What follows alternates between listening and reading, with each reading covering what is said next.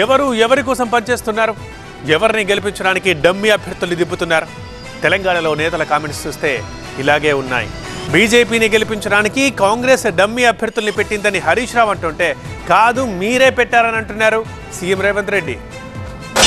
సిద్దిపేటకు కూడా పేరు ఉన్నదా లేదా కేసీఆర్ అని? బీజేపీ కాంగ్రెస్ ఒకటై కొన్ని చోట్ల డమ్మీ అభ్యర్థులను పెట్టిండ్రు. కరీంనగర్ లా, మెదక్ లా, మల్కాజ్గిరి లా, సికింద్రాబాద్ లా ఇట్లా కొన్ని చోట్ల బీజేపీని గెలిపించడానికి కాంగ్రెస్ వాళ్ళు డమ్మీ అభ్యర్థులను పెట్టిండ్రు. దాంతో ఏంది, వాళ్ళు బీజేపీకి లాభం చేసే పనులు ఉన్నారు. మన దగ్గర కూడా అదే జరుగుతా ఉంది.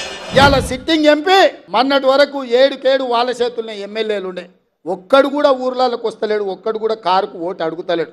అంటే ఆ పార్టీ చచ్చిందా లేకపోతే వీళ్ళు వదిలేసిందా అని నేను అడుగుతున్నా. మోడీకి తాకట్టు పెట్టిండ్రు. నాకు తెలుసు కేసీఆర్ బిడ్డ బెయిల్ కోసం ఇవాళ కాంగ్రెస్ ను ఓడించడం కోసం నరేంద్ర మోడీతో చీకటి ఒప్పందంలో భాగంగా మహబూబ్ నగర్, చేవెళ్ళ, మల్కాజ్గిరి, భువనగిరి, జహీరాబాద్ 5 పార్లమెంట్లలో చంద్రశేఖర్ రావు నరేంద్ర మోడీని గెలిపించడానికి సుపారీ తీసుకొని బీఆర్ఎస్ కార్యకర్తలు ఇవాళ బొందబెట్టి వాళ్ళ ఆత్మ గౌరవాన్ని మోడీ కాళ్ళ దగ్గర తాకట్టు పెట్టిండు.